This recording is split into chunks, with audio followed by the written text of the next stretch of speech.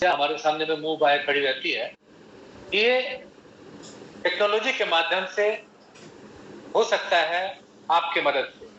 हम लोग का जो आंकलन है, अलग अलग ग्राम पंचायत सहायकों से बात करते हुए, जो उनके फोन आते हैं और जमीन में जाकर के उनको मिलते हुए, हम बिल्कुल इस बारे में आशान्वित है कि ग्राम पंचायत सहायक इस काम को आराम से कर सकते हैं। न सिर्फ इन परिवारों की पहचान वो बहुत आराम से कर सकते हैं, इसके बाद इन परिवारों को जो डीबीटी के संसाधन उपलब्ध होने वाले हैं, मिलने वाले हैं, उसकी आप मॉनिटरिंग भी बहुत अच्छा कर सकते हैं। अभी तक की जो प्रगति है मित्रों, मैं वो बता दूं आप लोगों को, बहुत सारी प्रगति है जिसमें हम लोग आगे अपने प्लानिंग आई थी नोएडा, तो बारिश वाली तो गाड़ी वाड़ी दे देना। कल और परसों में करीब 53,200 ग्राम पंचायत सहायकों को मैसेज भेजा गया है। उस मैसेज में आपको मोबाइल ऐप जिसका नाम मॉपअप है, उसको डाउनलोड करने का लिंक, उसका पिन नंबर और जो टेक्नोलॉजी हेल्पलाइन है उसके 2 नंबर आपको मिले होंगे। ये कोशिश इसलिए की गई ताकि आप स्वयं बिना किसी के मदद लेकर के मोबाइल ऐप डाउनलोड कर सकें और उस पर प्रवेश कर सकें। एक बार आप मोबाइल ऐप पे प्रवेश कर लें, उसके बाद किसी की और मदद की जरूरत नहीं पड़ती है, क्योंकि सारी बातें उसमें लिखी हुई है। कैसे आप परिवारों को संगठन करेंगे, उनका सर्वे करेंगे, वो रास्ता बताया हुआ है। और सबसे बड़ी बात जिसके बारे में बहुत लोगों को बहुत आशंका हुआ करती थी, शासनादेश अब आपको ऐप पे ही मिल जाएगा। ये 25 मई का शासनादेश है। 28 मई को इसकी जो पिछला वेबिनार एसीएस सर ने की थी, उस पे आपको 15 दिन का समय दिया गया था। हम लोग का आंकलन है कि अब भी वो हो सकता है। अब तक आप में से करीब 32,000 लोगों को हमने एक ऑडियो कॉल भी भेजा है। उस ऑडियो कॉल आप में से करीब 19-20 हजार लोगों ने सुना भी है। 25 सेकंड का यह कॉल था और हमने देखा कि आप सभी लोगों ने लगभग पूरा कॉल सुना है। और ये कॉल सुनने के बाद एसएमएस का देखा जाना एक स्वाभाविक प्रक्रिया है और उस तक जाना स्वाभाविक प्रक्रिया। तो हम उम्मीद ये कर रहे हैं कि आज के बचे हुए दिन में और कल सुबह आप सब लोग मोबाइल ऐप को आराम से एक्सेस करेंगे। कोई अगर आपकी दिक्कत है तो हमारा फोन नंबर शासनादेश में है, आप उसमें फोन कर सकेंगे। मित्रों, कुछ बात जो मैं आप लोगों को बताना चाहता हूं, अब तक लगभग 5,700 परिवार जो कि 557 ग्राम पंचायत से सत्यापित कर दिए गए हैं, वो हमारे पास उपलब्ध हैं।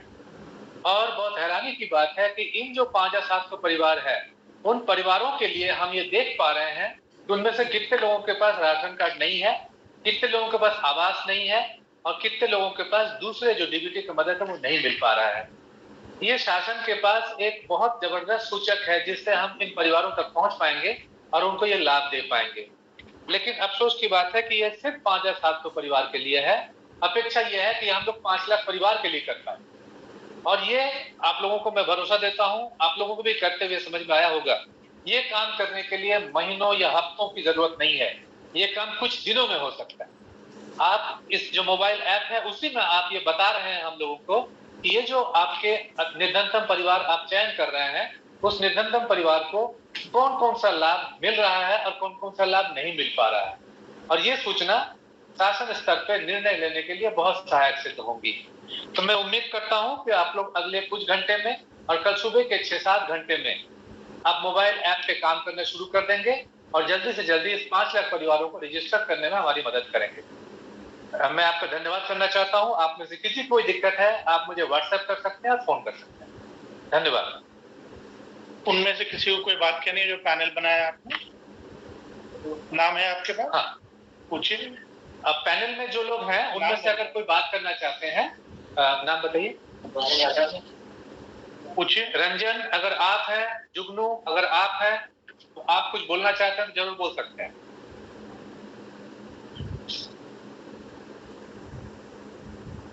जुगनू कुमार, अपने आप को अनम्यूट कर लीजिए। जुगनू,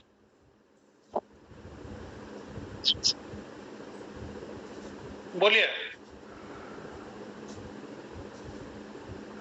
सर, टारगेट अगर बढ़ जाए तो बेहतर रहेगा। कई लाभार्थी ऐसे हैं जो छूट रहे हैं, कई जगह से आ रहा है। क्या कह रहे हैं? जैसे लाभार्थी ऐसे हैं मतलब कि 25 से भी अधिक हो जा रहे हैं, उनका लिए क्या किया जाएगा सर? नहीं, हमें तो 10 चाहिए। हमें तो 10 चाहिए। अगर आप 25 दे रहे हो तो जो निर्धनतम है उनका आप दे दो, क्योंकि ये तो हम लोग जानते हैं ना, अगर आप किसी को कुछ देना है ऐसा कह के नाम मांगोगे तो करोड़ों में आ जाता है। बट ये निर्धनतम है, poorest of the poor family, जिनकी सबसे खराब हालत है, वैसे 10 से 25 के बीच नाम दे दीजिए जी। और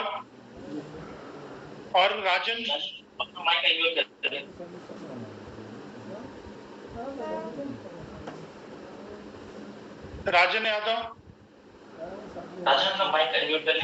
यस सर। बोलिए, आपको कुछ कहना है? No sir.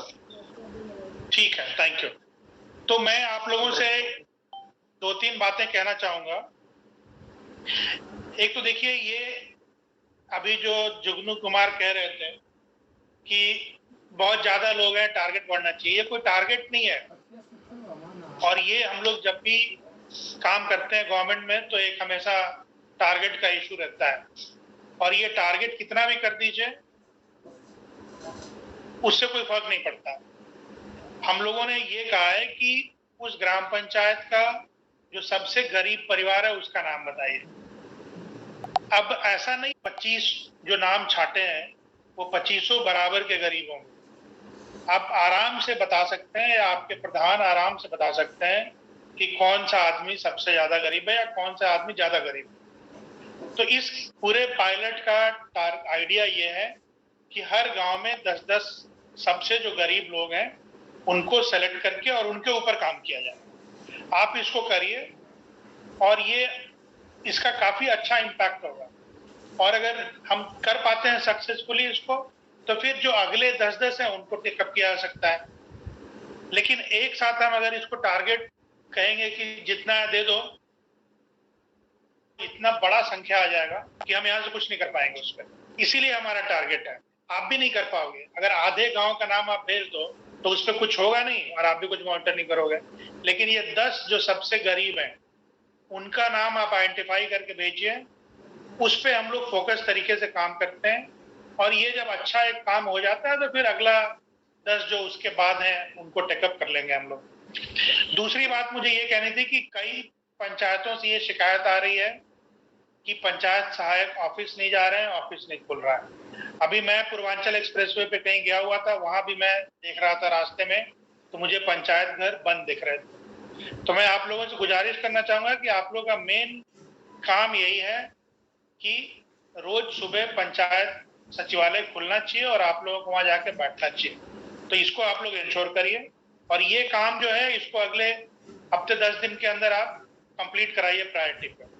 ठीक है, थैंक यू।